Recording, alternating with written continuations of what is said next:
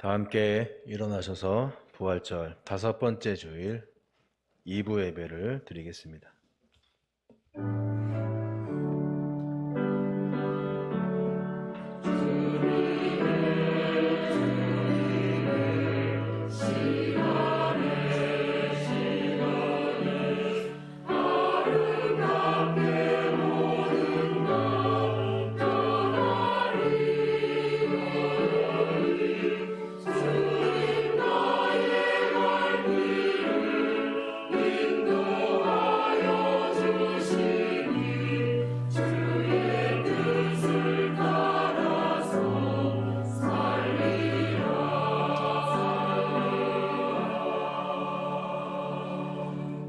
수고하고 무거운 짐진 자들아 다 내게로 오라.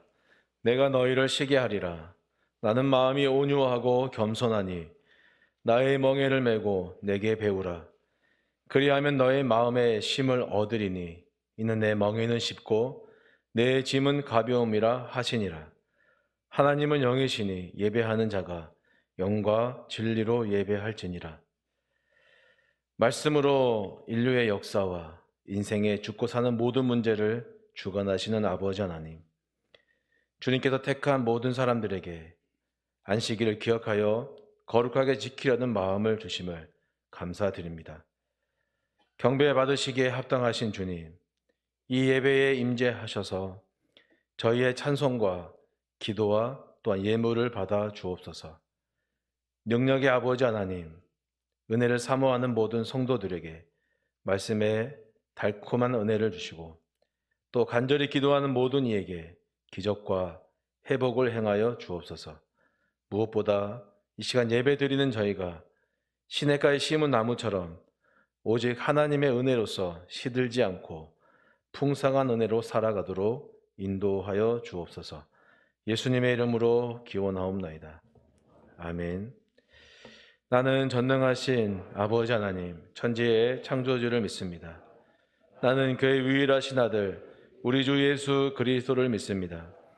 그는 성령으로 잉태되어 동정녀 마리아에게서 나시고 본디오 빌라도에게 고난을 받아 십자가에 못 박혀 죽으시고 장사된 지 사흘 만에 죽은 자 가운데서 다시 살아나셨으며 하늘에 오르시어 전능하신 아버지 하나님 우편에 앉아 계시다가 거기로부터 살아있는 자와 죽은 자를 심판하러 오십니다.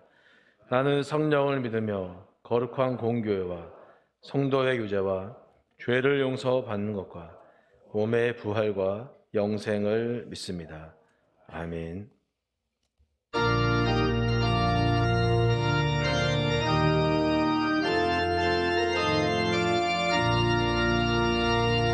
갈 길을 밝게 보이시니 주 앞에 빨리 나갑시다. 우리를 찾는 구주 예수 곧 오라시네. 죄악 벗은 우리 영혼은 기뻐 뛰며 주를 보겠네. 하늘에 계신 주 예수를 영원히 섬기리. 우리를 오라 하시는 말 기쁘게 듣고 순종하세. 구주를 믿기 지체 말고 속속히 나가세.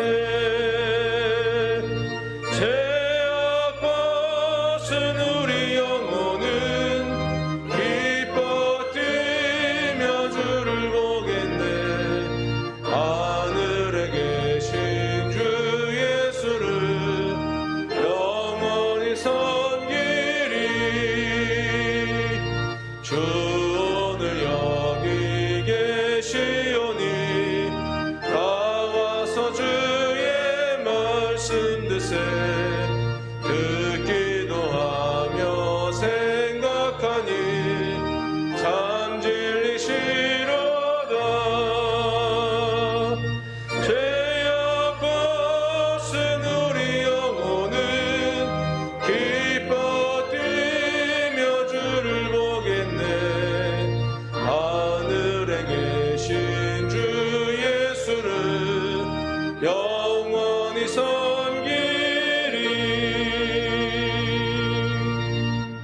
존귀하신 하나님 아버지, 실록의 계절이자 가정의 달 5월 세 번째 주의 날 아침, 하나님의 구별된 자녀들을 성산으로 인도하여 아버지께 감사드리며 예배를 드립니다.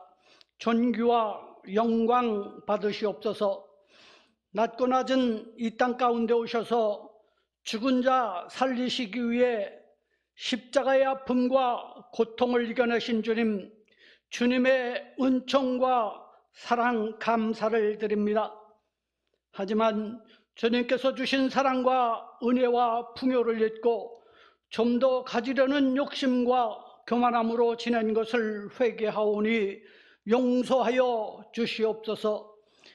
우리를 구원하여 영생의 길을 가도록 몸소 실천하며 하늘 아버지를 가르치시고 아버지의 뜻을 이 땅 가운데 펼치시기 위해 십자가를 지신 주님을 묵상하며 다시금 말씀 앞에 겸손함으로 복음을 전하며 실천하는 신실한 그리스도의 제자가 되기를 원합니다.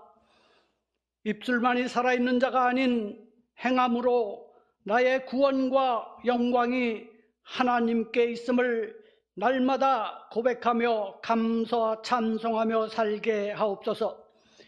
5월은 어린이 주일, 어버이 주일, 스승의 날, 성년의 주일, 부부의 날로 지킵니다. 행사로만 끝나지 말고 지속적으로 행하여 나가는 우리들 되게 인도하시고 이 세상 삶 동안 자녀들에게 물질과 세상적 유산을 물려주는 것보다 믿음의 유산을 물려주는 지혜의 복을 허락하여 주시옵소서.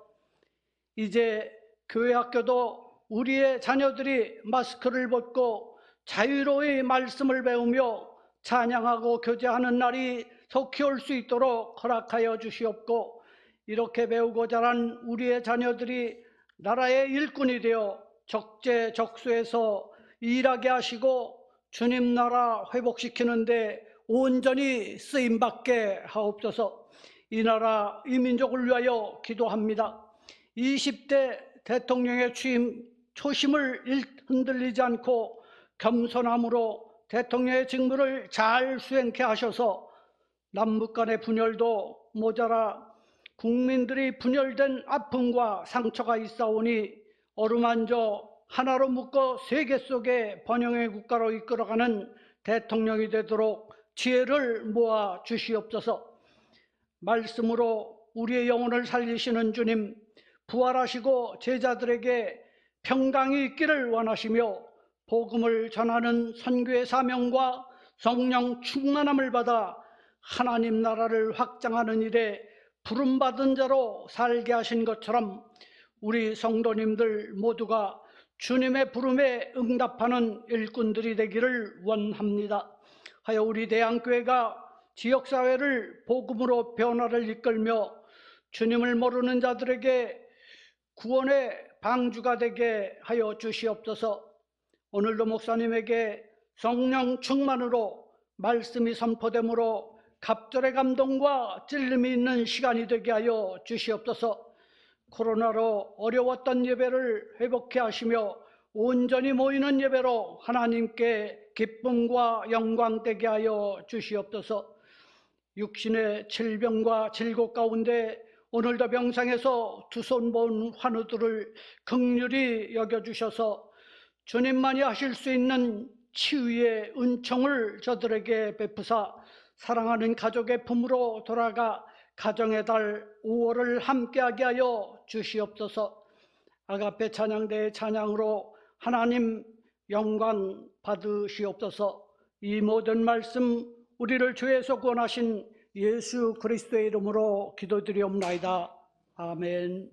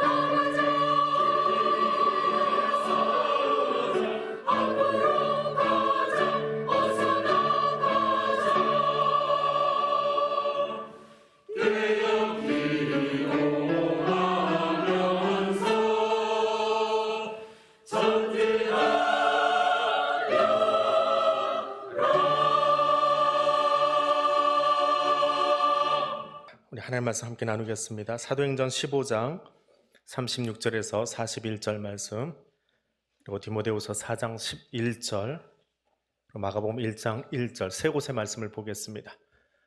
먼저 사도행전 말씀입니다. 사도행전 15장 36절에서 41절 읽어드립니다.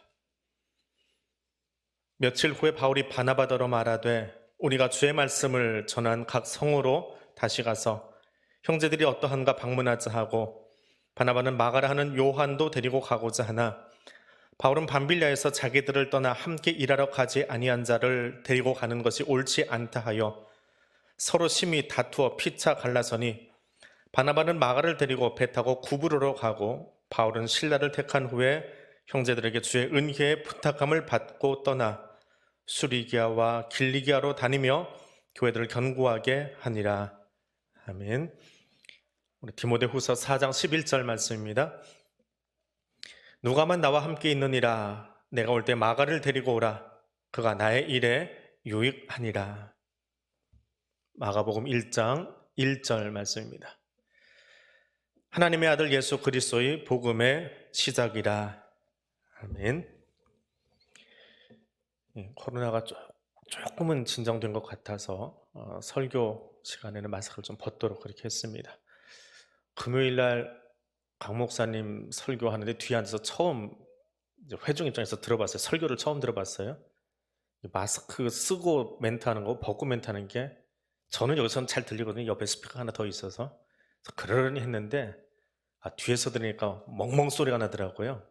약간 울리는 소리 나다가 마스크 벗으니까 얼마나 또렷한지. 2년 동안 고생하셨습니다. 저는 그 자리에 안 앉아봐서 잘 몰랐거든요. 정말 고생하셨습니다. 조금 더 깨끗한 소리로 잘 들을 수 있도록 이 어려운 때도 빨리 지나갈 수 있기를 원합니다.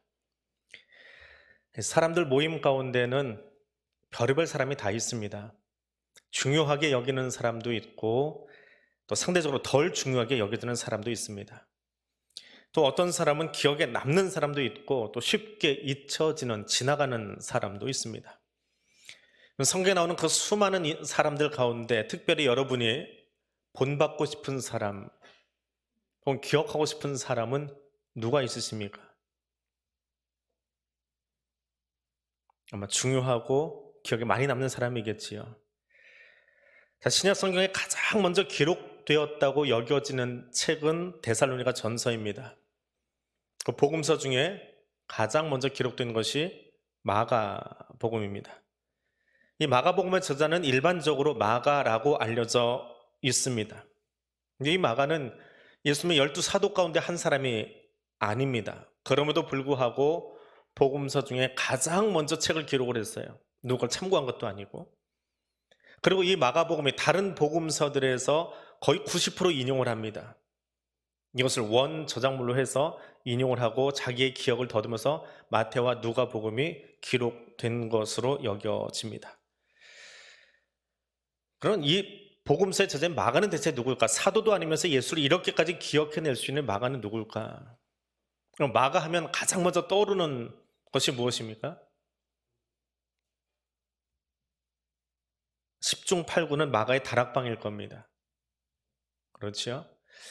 우리가 흔히 아는 이 마가의 다락방은 후대에 마가의 이름이 좀 알려지고 나서 그 장소가 마가의 집이었어라고 쓰기 위해서 한 것이지, 사실은 처음 이 마가의 다락방에 소개되는 것은 부모의 소유였습니다. 우리들 가옥에, 여러분 집에 혹시 다락방이 있는지 모르겠어요. 저희 도 다락방은 있는데 안 씁니다. 아예 가구를 막아버렸어요. 그 조그마한 공간이고요. 거기 보통 짐을 올려놓는 공간이지요. 근데 성경에 나오는 다락방은 그런 공간이 아닙니다. 오순절 성령 강림할 때 그 방에 몇 명이 들어갔지요? 120명이 들어가서 모여서 기도할 만큼 큰 방이에요. 저희 중동부들이 빽빽하게 앉으면 한 100여 명 앉을 거예요. 그러니까 그보다 훨씬 더 큰 공간이라는 거예요. 거기 앉아서 지금처럼 장의자도 아니고 이리저리 둥그렇게 앉아서 모여 앉아서 기도하다가 오순절 성령 강림을 경험했던 최초의 교회, 가정교회의 출발 자리, 그것이 2층에 있는 우리 전통 언어로 하면 다락방이 아니라 사랑방이에요. 사랑방이 120명 앉을 정도면 어느 정도 공간일까? 바꿔 이야기하면 마가는 그런 부잣집 청년이었다라고 하는 겁니다. 상당한 재력의 소유자였지요. 로마 시대 대부분의 사람들은 이름을 2개, 3개 가지고 있습니다. 마가도 마찬가지입니다. 유대식으로는 요한이라 불리고, 헬라식으로는 마커스라고 불리고, 로마식으로는 마르코, 우리가 흔히 얘기하는 마가로 불렸습니다. 근데 이 마가가 교회 역사 속에 등장한 것은 오순절 성령 강림이 아니고 훨씬 후대에 그 이름이 등장하기 시작합니다. 그것을 위해서는 사도행전의 이야기를 우리가 천천히 따라가 볼 필요가 있습니다. 자, 스데반 집사가 순교한 이후에 흩어진 그리스도인들이 베니게 부부로 안디옥으로 가서 복음을 전합니다. 대부분은 전도 대상이 유대인입니다. 나와 문화가 같고 언어가 비슷하고 생각이 같은 유대인들이 흩어져서 유대인에게 복음 전하는 게 편하겠지요. 근데 몇 사람이, 사도행전 11장에 보니까 몇 사람이 우리끼리 하지 말고 다른 나라, 다른 민족에게도 복음을 전해보자. 그래서 안디옥에 가서 헬라 사람들에게 복음을 전했는데 그들이 예수를 믿는 거예요. 유대교의 기본 베이스가 없는 사람들인데도 예수를 믿고, 그리고 이 교회가 커지는 거예요. 그래서 예루살렘 교회가 이거 희한한 일이다. 어떻게 구약의 법도 모르는 사람들이 금방 예수의 법을 받아들이고 교회가 부흥할까? 그래서 사람을 파견해서 교회를 실사까지 해야 될 만큼 획기적인 사건이 11장이었습니다. 근데 그렇게 태동한 안디옥 교회, 이방인 최초의 교회지요. 예루살렘 교회는 모교회라고 한다면 개척한 교회인데 이방인 교회예요. 헬라 교회지요. 근데 그 교회가 태동하자마자 제일 먼저 교회 비전으로 삼은 것이 선교입니다. 선교하자. 그래서 교회를 섬기던 사람들, 교회가 사람이 많아지고 틀이 잡히니까 이제 일꾼들을 세워놓은 거예요. 근데 그 일꾼들 중에서 선교사 2사람을 우리가 보내서 우리가 복음을 받아들인 것처럼 또 복음을 전하자라고 합니다. 그래서 교인 중에 선교사 후보생을 응모를 했는지 아주 사람을 뽑았습니다. 사도행전 13장에 가니까 그 선교사 후보생이 나오는데 바나바, 시므온, 루기오, 마나엔, 사울을 세웁니다. 이 순서는 어떤 순서일까요? 알파벳 순서도 아니고 연장자 순서도 아닙니다. 교회마다 각각의 특이한 그 사람 세우는 방식이 있어요. 대부분 한국 교회, 제가 지나왔던 교회들은 장로, 권사, 집사를 세우고 나면 요람에 이름을 올릴 때 그때 직원 투표에서 1, 2, 3등 한 순서대로 올려놓습니다. 그러니까 은퇴할 때까지, 아니 은퇴하고도 나는 1등으로 당선됐던 집사야, 나는 끝까지 꼴찌로 당선됐던 장로야, 이걸 이렇게 아픔으로 가지고 가시는 분이 있더라고요. 근데 우리 교회는 투표를 하는데 임직이 끝나고 나면 가나다 순으로 바꿔버려요. 본인은 기억할지 모르겠지만 대부분의 사람들은 잊어버립니다. 그냥 여기가 한 텀의 임직자 이렇게만 기억을 하지 등수 기억은 안 합니다. 사도행전은요 또 독특한 방법을 가지고 있습니다. 사도행전은 교회에서 중요한 사람을 앞에다 놔요. 이 사역에 중요한 사람을 앞에다 놔요. 그래서 순서가 뒤바뀌기도 합니다. 이게 사도행전의 기록 방식이에요. 안디옥 교회의 선교사 후보생 누구예요? 바나바, 시므온, 누기오, 마나엔, 사울. 그 말은 뭡니까? 바나바가 교회에서 아주 중요한 일을 감당하고 있었다라고 하는 거예요. 중요한 생각을 감당했다. 사울은 어떤 사람이요? 상대적으로 교회 안에서 조금 덜 중요한 일을 감당하고 있던 사람. 이것이 사도행전의 기록 방식입니다. 근데 성령께서 선교사를 뽑으라라고 직접 지시를 합니다. 13장 2절에 가니까 성령이 이르시되 내가 불러 시키는 일을 위하여 누구를 뽑아요? 바나바와 사울을 세우라. 교회에서 가장 핵심적으로 일 많이 하고 책임감도 강하고 중요한 일을 감당하고 있던 그 사람을 뽑아서 외부로 내보내고, 또 한 사람은 누구예요? 교회에서 아직 검증이 덜 된, 이제 막 일을 시작하고 있는 막내 항정직분자, 그 사람 하나 더 뽑아서 둘을 선교사로 내보내라 라고 성령께서 지시하십니다. 하나님은 왜 이런 방식을 취하였을까? 왜 그럴까요? 교회는 바나바 없어도 된다는 겁니다. 순서를 매기면 바나바는 아주 중요한 사람인 것은 분명합니다. 성경도 인증해요.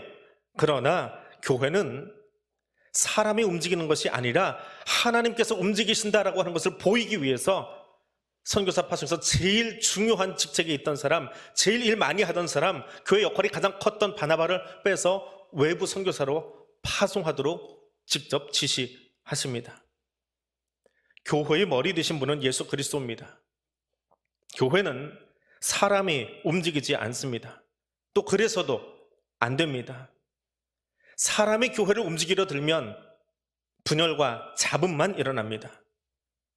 하나님은 가장 중요한 바나바를 빼서 선교사로 내어놓습니다. 더불어 그 옆에는 차순위자가 아니라 아직 검증이 덜 된, 이제 막 직분자가 될 법한 사울을 뽑아서 그 옆에 붙여서 함께 일하도록 세우십니다. 그래서 사도행전은 교회도 하나님께서, 선교도 하나님께서 하신다라고 하는 것을 보여주기 위해서 성령께서 친히 이 일을 명령하십니다. 그리고 이 명령은 오늘 우리 교회에도, 이 땅의 교회들에도 동일하게 주어지는 명령입니다. 예수를 머리로 하여 주님이 주신 명령대로 살아가는 그런 교회와 성도가 될 수 있기를 원합니다. 그리고 이 선교 여행에 수행원이 하나 따라 붙습니다. 1절에는 이름조차 끼지 못하는 사람이에요. 13장 5절에 이런 구절이 등장합니다. 살람에 이르러 하나님의 말씀을 유대인의 여러 회당에 전할세 요한을 수행원으로 두었더라. 누구요? 요한입니다. 앞에서 마가를 소개할 때에 마가의 유대식 이름이 뭐라고 그랬어요? 요한이지요. 그 사람입니다. 신약 성경에는 요한의 이름이 참 많습니다. 굉장히 많아요. 세례자 요한, 사도 요한, 또 그 외에도 요한이라는 이름이 수도 없이 등장을 합니다. 그런데 이 바나바와 바울이 팀이 되어서 출발하는 선교 여행, 선교 사역에 청년부 소속의 요한이 따라붙은 거예요. 우리로 치면 청년부에서 한 명을 부른 거예요. 그래서 그 사람이 역할이 따로 있는 것도 아니고 그냥 수행비서예요. 물건 들어주고 짐 날라주고 옆에서 이게 여러 가지 일들을 거들어주는 어떤 큰 사역을 맡긴 것이 아니라 수행원으로 따라붙었어요. 소위 선교 견습으로 따라붙은 사람이 이 청년 마가였습니다. 바울의 1차 전도 여행으로 알려진 이 여정을 따라 나섭니다. 그런데 많이 따라가질 못해요. 지도상에서 보면 버가라고 하는 곳에 가서 그렇게 멀리 가지도 못했어요. 버가에 가서 더는 못 따라가겠습니다. 나 일 못하겠습니다. 그리고는 예루살렘 마가의 다락방에 있던 자기 엄마 집으로 돌아가 버립니다. 마마보이처럼 엄마한테 가버려요. 왜 돌아갔을까? 이유가 참 많습니다. 신학자들이 추측하는 거예요. 성경은 그 이유를 밝히지 않기 때문에 미루어 짐작해 보는 겁니다. 그런데 대부분의 신학자들이 공통적으로 의견을 모은 것은 몇 가지가 있습니다. 하나는 이 친구가 부잣집 청년으로 자라가지고 힘들고 어려운 일을 못하는 거예요. 그래서 그 여행 따라다니면서 짐 들고 이거 나 못해 먹겠다. 그래서 다시 어디로 갔어요? 예루살렘 자기 집으로 간 거예요. 그 부잣집 저택으로 돌아간 거예요. 또 세상 고생 안 해보던 이 마가가 열심히 걷고 또 걷고 뭐 기차 타고 차 타고 비행기 타고 가는 게 아니니까 매일 걷다가 맞닥뜨린 곳이 어디냐? 버가가 어디에 있느냐? 지금의 터키에 있는 동네입니다. 1500m 고지에 토르스 산맥을 넘어가야 되는 거예요. 태백 산맥이 아니고요. 토르스 산맥이야. 제가 속초에 있을 때 원로 장님들이 늘 하시는 얘기예요. 그때는 이제 강원도가 하나로 있을 때입니다. 지금은 동로에 강원도로 갈라져 있는데 노회를 모이려면 이제 원주나 춘천으로 넘어와야 되잖아요. 차 타고 와도 이틀 3일을 잡아야 된답니다. 넘어와서 회의하고 하루 쉬고 다음날 만나고 돌아가면 빡빡하게 이틀 잡아야 된대요. 그래서 영 넘어오는데 그래요. 태백산맥 그 조그만한 거 넘어오는데 토르스 산맥은요. 터키 가보신 분들은 알겠지만 차 타고 넘어가는데 8시간 걸립니다. 아무것도 없어요. 있는 건 산적밖에 없습니다. 민가도 없습니다. 부잣집 청년이 그게 두려워서 그걸 넘어가지 못하고 집으로 갔다라고 신학자들은 추측을 하는 겁니다. 마가는 그렇게 돌아가면서 영영 하나님의 선교에서 멀어졌을까? 이 질문을 한번 던져보지 않을 수 없습니다. 바울이 두 번째 선교 여행을 떠날 때 바나바가 바울에게 이 두 번째 선교 여행이 되면 첫 번째 선교 여행은 바나바와 바울이 그렇게 나오다가 두 번째 선교 여행은 바울과 바나바로 이름의 역전이 일어나요. 그러니까 제일 선임 장로님하고 제일 막내 집사님하고 출발했던 격인데 이제는 거꾸로 되어버린 거예요. 선교에서 선교를 끌고 가는 사람이 바울이 된 거예요. 그러니까 바나바가 바울에게 부탁합니다. 마가라 하는 요한도 데리고 갑시다. 근데 바울이 15장에서 이런 자에 거절해버립니다. 밤빌리아에서 우리를 떠나서 함께 일하러 가지 아니한 자를 데리고 가는 것이 옳지 않다라고 거절합니다. 지금 누가 부탁을 했어요? 바울에게 부탁한 사람이 누구예요? 바나바지요. 그 바나바는 예루살렘 교회에 바울을 소개해 준 사람이에요. 믿을만 하다라고 인적 보증을 서주었던 사람이 바나바입니다. 신세 졌던 사람이지요. 근데 그가 부탁한데 그 부탁을 거절합니다. 더군다나 마가를 데리고 갑시다라고 하는데 마가는 누구예요? 바나바의 생질, 조카예요. 그러니까 마가의 어머니하고 바나바하고 오누이지간이에요. 외삼촌인 거죠. 외삼촌이 내 조카가 좀 어려서 그런데 한 번 더 신경 좀 써주지. 우리 마가 좀 데리고 갑시다 라고 하는데 바울이 뭐라고 대답을 해요? 마가 걔 안 돼. 그렇게 이야기하지 않고요. 그런 녀석 안 돼 라고 얘기합니다. 우리말로 하면 그런 놈 안 돼. 그 표현이 15장 38절의 표현이에요. 이름도 불러주지 않고요. 삼촌이 부탁하고 있는데 그 삼촌한테 대놓고 그런 녀석 안 돼. 깜도 안 되는 놈인데. 그렇게 격하게 이야기했다라고 하는 것을 한 문장으로 표현한 것이 그런 자를 데리고 못 간다라고 하는 겁니다. 선교 사역이, 교회 사역이 거룩한 사역인 것은 분명합니다. 그런데 성경은 교회의 역사를, 신앙의 역사를 적어내리면서 사람과 사람이 그 선교 역사 앞에서 심하게 다투고 갈라서는 그런 이야기까지 다 적어놨어요. 거룩한 이야기만 적지 않습니다. 싸우고 다투고 찢어지고 나눠지고 그런 인간들이 가지고 있는 죄성의 모습들을 선교 현장에서도 버리고 있더라. 그걸 감추고 모른 채 하는 것이 아니라 다 우리한테 고발해서 2000년 뒤에도 최초의 선교사들끼리 싸워가지고 갈라졌다? 드러내주고 있어요. 참 신기한 것이 성경이지요. 성령은 우리에게 그렇게 우리의 모습을 직면하게 하십니다. 적당히 싸우지 않았습니다. 성경은 아주 정확하게 적어놓고 있습니다. 그 둘이 심하게 다투고 나누어졌다. 근데 그 뒤가 더 중요해요. 심하게 다툰 것을 표현도 했지만 이후에 바울 서신을 보면, 바울이 참 서신을 많이 썼잖아요. 거기에 마가에 대한 불편한 감정을 기록한 곳이 없습니다. 그 마가 청년 때문에 자기 은혜 입었던 바나바가 그렇게 싸웠는데 그 마가에 대해서 혹은 바나바에 대해서 불편해, 그 사람도 헤어진 거 잘 됐어, 그런 식의 언급이 단 한 글자도 들어가 있지 않더라라고 하는 겁니다. 마가를 불편한 순서로 여기지 않습니다. 도리어 사도행전을 읽으면 그렇게 나눠진 두 팀이 바나바와 마가가 한 팀으로, 바울과 실라가 한 팀으로 각각의 지역에서 선교하였더라라고 적고 있습니다. 마가 입장에서 보십시오. 사역을 감당하다가, 직분 감당하다가 흔들리는 것 잘못일까요? 그렇지 않습니다. 이것만 기억하십시오. 소명이 분명하면 흔들린다 해도 사역의 장에서 떠나지 않습니다. 그리고 하나님은 소명을 부여하고 불러 세운 사람, 때로는 넘어질 수 있습니다. 흔들릴 수 있습니다. 좌절하고 잠깐 쉴 수도 있습니다. 그러나 다시 일으키십니다.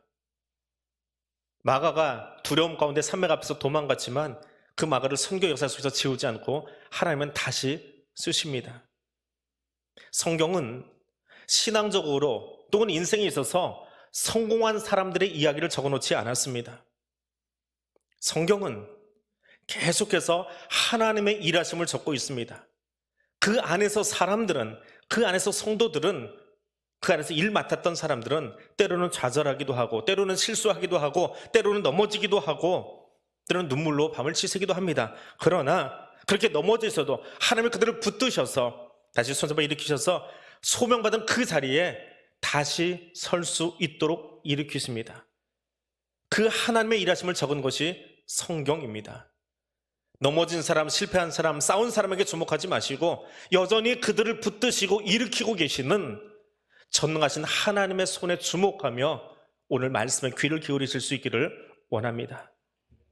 지금 여러분의 삶이 혹 주춤해 있습니까? 혹은 잠시 낙심해서, 혹은 불편해서 여러 가지 이유로 내 소명의 자리에서 좀 멀어져 있습니까? 거기 주님이 찾아가셔서 여러분께 손 내미실 때에 그 손 잡고 다시 여러분의 소명의 자리에 서십시오. 여러분에게 주신 그 달란트의 자리에 다시 서십시오. 마가를 일으키고 바울을 일으키듯 하나님은 오늘 저와 여러분을 그렇게 일으키셔서 내가 일어선 것이 아니라 하나님의 일하심을 여러분을 통해서 나타내기를 원하고 계시기 때문에 그렇습니다. 그 소명의 사람 되시기를 바랍니다. 바울의 흔적은 성경에서 아주 쉽게 찾아볼 수 있습니다. 사도행전 후반부는 죄 바울의 이야기고 서신서도 너무 많은 분량이 다 바울의 것이기 때문에 그렇습니다. 근데 마가의 흔적은 참 찾기가 힘이 듭니다. 그렇다고 하나님이 그를 포기하신 것은 아닙니다. 겁에 질려서 예루살렘으로 가버린 조카를 바나바는 따라 나섭니다. 그리고 그 조카를 붙들고 다시 새로운 선교 교회를 부여하고자 자기 고향으로 갑니다. 익숙한 땅에 가면 좀 일하기 편하겠지요. 구브로 사람이거든요. 지금의 키프러스라고 하는 지중해 섬입니다. 그 섬에 가서 사역을 감당합니다. 그 이후에 바나바는 이름이 더 이상 등장하지를 않습니다. 아마도 키프러스에서 선교 사역 감당하다 하나님의 부름을 받은 것 같습니다. 그와 더불어서 마가 이름도 많이 등장을 하지 못합니다. 왜냐하면 선교 견습생 정도의 사람이기 때문이지요. 근데 하나님은 그런 마가에게 사람을 하나 붙이셨어요. 겁 많고 겁도 많고 돈도 많은 부잣집 청년 마가에게 바다에서 잔뼈가 굵고 다혈질인 예수 옆에서 늘 그와 함께 걸었던 베드로를 마가에게 붙여주십니다. 그리고 베드로가 그의 생을 마칠 때쯤 로마에 있는 교회들에게 편지를 써요. 베드로의 서신 2개밖에 안 남았잖아요. 짧고 굵직하지요. 글보다는 몸으로 행동하는 사람이었으니까. 근데 그의 글에, 그의 서신서에 이런 글이 등장합니다. 여러분과 함께 택하심을 받은 바벨론에 있는 자매교회와 로마 안에 있는 교회들을 이야기하는 거예요. 나의 아들 마가가 여러분에게 문안합니다. 마가가 누구예요? 베드로의 영적 아들로 섭니다. 베드로가 그를 붙들고 자기의 영적 수제자가 되기까지 그를 붙들고 가르치고 지도하고 함께 울고 겁 많고 소심한 그를 자기의 그 거친 성격으로 다시 이끌어 올립니다. 그에게 복음을 전합니다. 그리고 마가는 그 베드로를 통해서 진짜 스승 예수를 만납니다. 바울이 아니라 바나바가 아니라 베드로가 아니라 예수를 만납니다. 삼촌을 통해서는 선교 견습생으로 출발했고요. 최고의 석학이자 목사이라 할 수 있는 바울을 통해서는 선교의 첫 경험을 맛보았고요.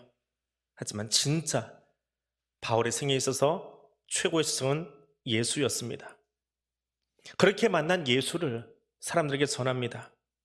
사도행전에 보면 베드로의 설교가 한편 등장을 해요.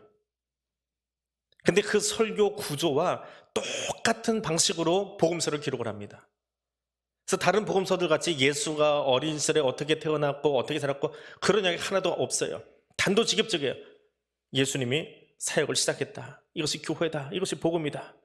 베드로 성격으로 한 설교나 마가의 복음서, 마가의 설교지요. 똑같아요. 왜요? 베드로에게 들어서 그래요. 베드로의 설교를 날마다 듣다 보니까 그가 그 설교의 기초에서 쓴 복음서도 마태와 누가와 다르게 예수의 어린 시절은 빼놓고 예수님이 일하셨습니다. 예수님이 하셨습니다. 그분이 그리스도십니다. 단도직입적으로 적고 있는 겁니다. 왜 이런 방식을 취했을까요? 주후 64년에 로마 황제인 네로가 좀 미쳤습니다. 어느 날 시를 한 편 적고 싶은데 시상이 안 떠오르는 거예요. 야, 내가 시를 하나 적고 싶은데 방법이 없을까 하다가 저기 집 하나만 태워라 그러고 신하들에게 시킵니다. 집에다 불을 질렀는데 이 불이 걷잡을 수 없이 노마시를 다 태워버립니다. 지금처럼 119나 뭐 군대가 있으면 이게 잘 어떻게 잡았을 텐데 잡지를 못해요. 불길을 못 잡습니다. 노마 대화재가 일어나요. 이거 어떻게 합니까? 황제가 실수했는데 국가 통수권자가 실수했는데 이걸 누군가에게 책임을 전가시켜야 되잖아요. 내가 했다 그러면 황제에서 물러나야 되니까 어떻게 해요? 기독교인들이 로마의 앙감을 가지고 불편한 감정을 가지고 이 불을 질렀다라고 기독교인들에게 이 책임을 다 씌워버립니다. 그리고 그때부터 시작해서 200년 동안 향후 200년 동안 교회를 향한 긴 박해가 시작이 돼요. 그게 로마 대화제입니다. 그래서 그리스도인들이 로마에 살지를 못하고 다 도망가요. 혹은 많은 수가 순교합니다. 갑자기 일어났던 교회가 순교하고 정말 알곡만 남을 정도로 알곡에 어중이 떠중이 뜨내기들은 다 흩어지고요. 나머지는 순교하고요. 나머지는 와서 선교사로 삽니다. 그러면서 그 와중에 그리스도인들이 외치는 질문이 있어요. 예수님 지금 어디 계십니까? 우리 이렇게 박해받고 있는데 우리 이렇게 힘든데 예수 믿는다 하면 죽게 생겼는데 주님 지금 어디 계십니까? 이 상황 속에서 우리 어떻게 해야 됩니까? 64년에 이 일이 일어났고요. 마가복음은 65년에서 74년 그 사이에 쓰여졌다라고 추정을 합니다. 다시 말해서 마가복음은 이 질문에 대한 답이에요. 그래서 1장 1절은 느긋하게 시작할 수가 없어요. 어떻게 해요? 하나님의 아들 예수 그리스도의 복음의 시작이라. 어려워? 힘들어? 아파 죽겠어? 세상에 무지막지하게 돌아가고 있어? 다른 거 쳐다보지 마. 세상은 다 똑같아. 예나 지금이나 세상은 악한 거야. 그 세상 바라보지 마. 너희가 바라볼 것은 누구요? 하나님의 아들 예수 그리스도 복음의 시작이야. 그 복음 붙잡고 있으면 노마의 박해에서도 죽음의 공포 앞에서도 어떤 시련 앞에서도 일어날 수 있어. 이것만 쳐다보자. 그게 마가복음의 메시지입니다. 예수에 대한 선언으로 복음서를 기록합니다. 하나님의 아들이신 예수께서 너희의 삶을 책임지신다라고 전하고 있습니다. 그리고 그 복음서 안에 마가는 재미있는 장치를 하나 넣어놓습니다. 컴퓨터 프로그램 쓰시는 분들은 그 에그 프로그램이라고 그러죠. 그 컴퓨터를 누가 만들었는지 장난스럽게 넣어놓은 장치들이 있어요.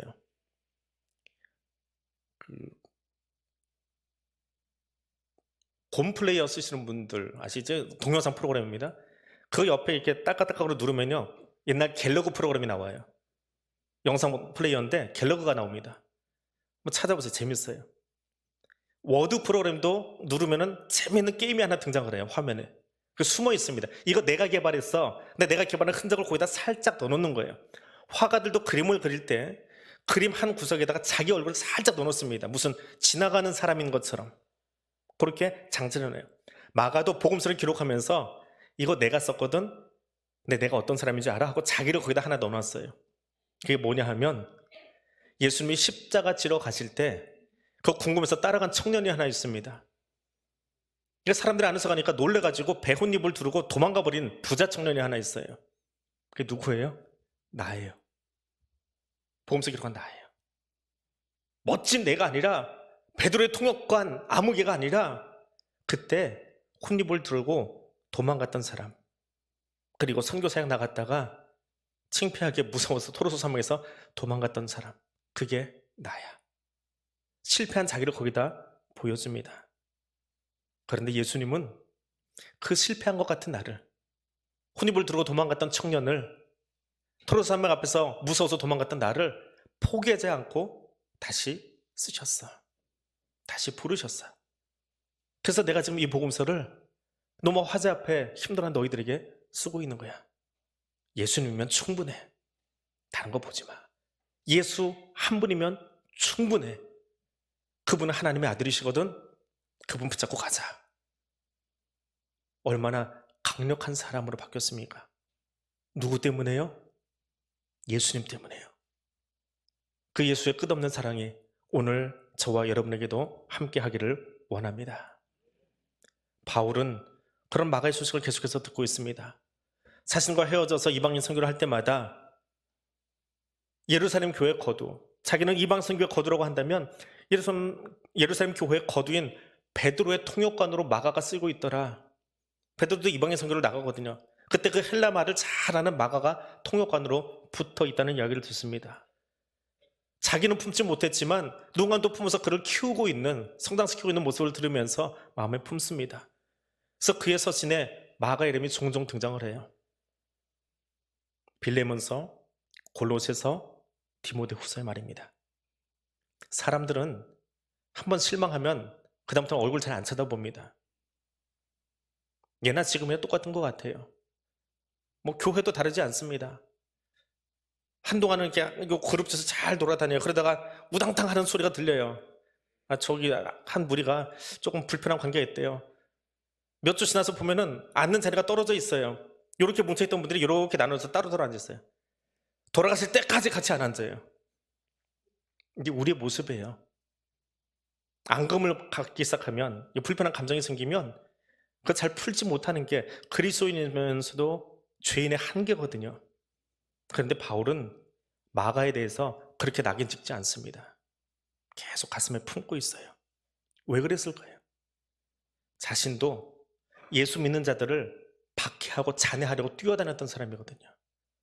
근데 그런 나를 다메섹에서 부활하신 예수, 나사렛 예수께서 자신을 만나주셨어요. 그 사랑을 받은 사람이기에 마가를 향해서도 나는 감당할 수 없었지만 하나님의 저를 용납하신 것을 바라보면서 예수 사랑으로 마가를 찾습니다. 그리고 그의 생애가 마칠 때에 그의 생애 마지막에 유언장과 같이 기록한 서신이 디모데후서라고 알려져 있습니다. 그 디모데후서 4장에서 자신의 영적 아들 디모데에게 부탁을 합니다. 베드로의 영적 아들이 마가라면 마가의 영적 아들은 디모데인데 디모데에게 부탁을 해요. 내가 선교사역 하다가 이제 감옥에 갇히니까 다 떠나가는구나. 지금 내 옆에는 내 아픈 것을 치료하려고 의사만 하나 붙어 있어. 누가만 있어. 근데 이 시간 생각나는 사람이 딱 하나 있어. 마가. 그 사람 나한테 참 유익한 사람이야. 디모데 나한테 올 때 마가 좀 데리고 와다와. 그와 하고 싶은 이야기가 있어. 그리고 로마 가기 전에 마지막으로 그와 함께 하고 싶은 사역이 있어. 그를 좀 데리고 와줬으면 좋겠다라고 부탁을 합니다. 예수 사랑을 경험한 사람은 심히 다투고 사도행전에 부끄러운 이야기를 남기게 한 그 장본인 마가조차도 다시 사역의 사람으로 불러들일 만큼 화해의 사람으로 살아갑니다. 우리의 선생님이신 예수님은 죄인인 우리가 하나님과 화해하도록 이끌어 주셨습니다. 우리의 선생님이신 예수님은 믿음 안에서 성도와 성도가 화해의 삶을 살도록 우리가 세상과 화해하는 자로 살아가도록 이끌어 주십니다. 그리고 우리 스승이신 예수님은 사랑의 본질을 배우게 하시고 사랑의 최고 정점인 십자가만 증거하게 하십니다. 오늘 스승의 주일에 바울과 마가의 스승 되신 예수께서, 그리고 지금 나의 진정한 스승 되신 예수께서 이 화해 복음으로 저와 여러분의 가슴을 채우시기를 원합니다. 그리고 온갖 이유로 나누어지고 갈라지고 전쟁의 소식으로 가득한 이 지구촌 가운데에 우리를 화목케 하시는 십자가, 그 복음의 증거자로 우리가 살아갈 수 있도록, 그 삶을 감당하는 교회가 될 수 있도록 기도하며 그 삶을 살아낼 수 있는 예수의 사람 될 수 있기를 원합니다. 기도하겠습니다. 전능하신 하나님, 우리의 연약함과 부족함을 깊은 연민으로 불쌍히 여기시는 주님, 두려움과 연약함으로 도망갔던 마가를 포기하지 않고 예수 십자가 복음의 증거자로 서도록 이끌어주신 주님, 오늘도 삶에 지치고 곤고한 우리들을 포기하지 않고 찾아오셔서 우리를 예수 닮은 장사한 분량에 이르기까지 사랑과 은혜로 돌보시고 회복시켜 주심을 믿고 감사드립니다. 오직 십자가 사랑의 복음의 증거자로 세우시는 예수의 복음만을 붙들겠습니다. 그 복음을 증거하는 자로 살아가기를 원합니다. 성령님, 우리를 주장하여 주옵소서. 예수님 이름으로 기도드립니다. 아멘.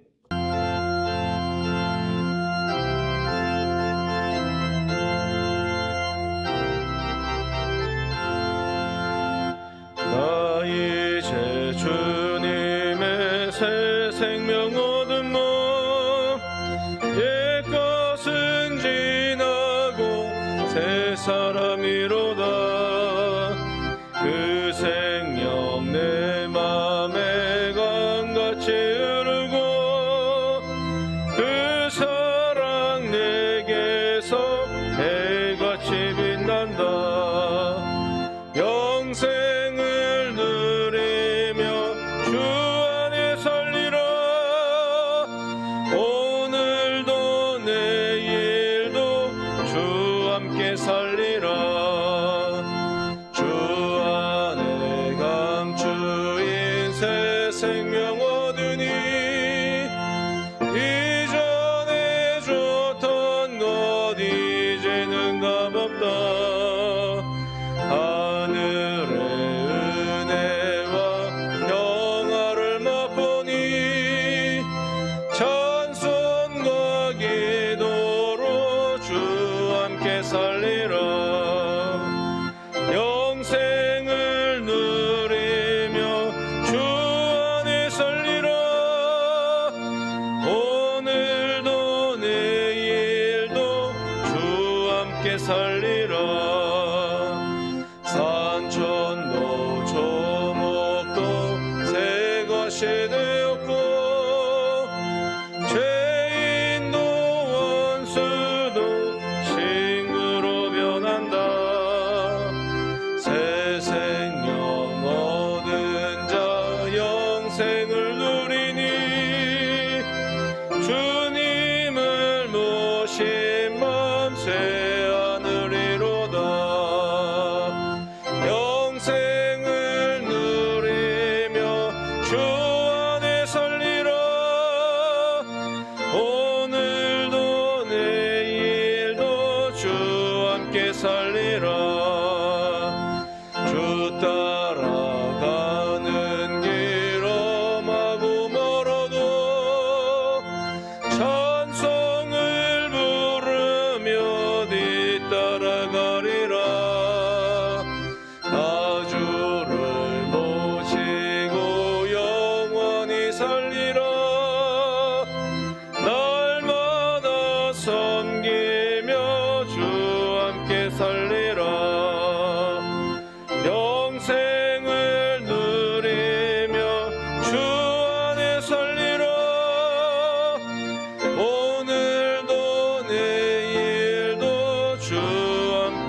살리라.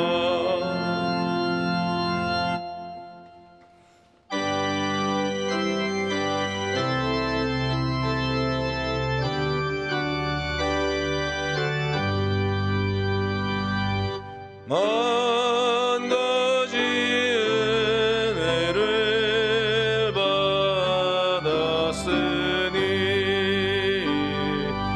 내 평생 슬프나 즐거우나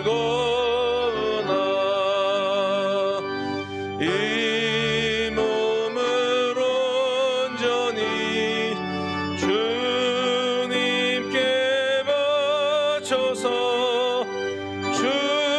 주님만 위하여 늘 살겠네.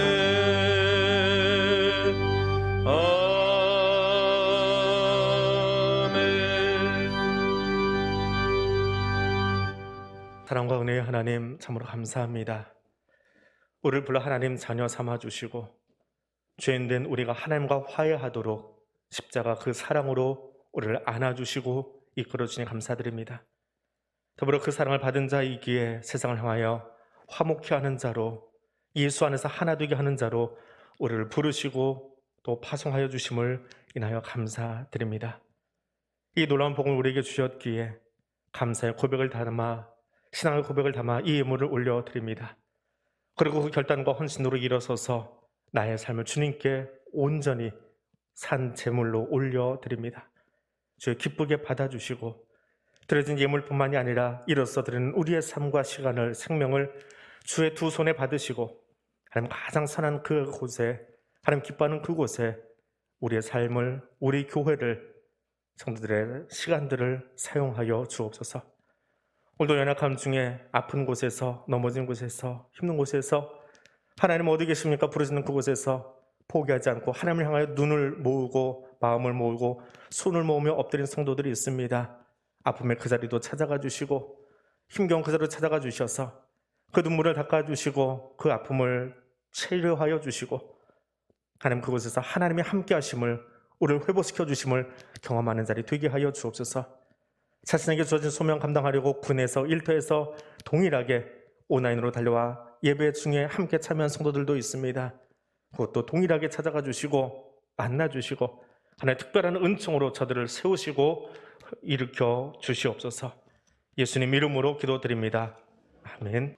이제는 우리 주님 예수 그리스도의 은혜와 하나님 아버지의 크신 사랑과 성령 하나님의 교통하시며 인도하여 주시는 은총이 스승 되신 예수의 삶을 본받기 원하여 일어선 주의 백성들 위해 지금부터 영원토록 함께하여 주시기를 간절히 축원하옵나이다.